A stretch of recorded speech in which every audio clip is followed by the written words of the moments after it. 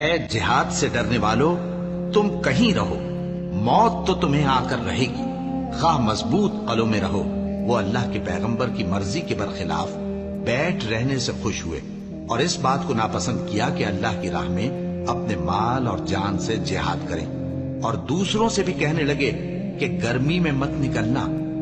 ان سے کہہ دو کہ دوزخ کی آگ اس سے کہیں زیادہ گرم ہے، کاش یہ اس بات کو سمجھتے، اور اگر وہ نکلنے کا ارادہ کرتے تو اس کے لیے سامان تیار کرتے، لیکن اللہ نے ان کا اٹھنا اور نکلنا پسند ہی نہ کیا تو ان کو ہلنے جلنے ہی نہ دیا، اور ان سے کہہ دیا گیا کہ جہاں معذور بیٹھے ہیں تم بھی ان کے ساتھ بیٹھے رہو۔ اگر وہ تم میں شامل ہو کر نکل بھی کھڑے ہوتے تو تمہارے درمیان شرارت کرتے اور تم میں فساد ڈلوانے کی غرض سے دوڑے دوڑے پھرتے، اور تم میں ان کے جاسوس بھی ہیں، اور اللہ ظالموں کو خوب جانتا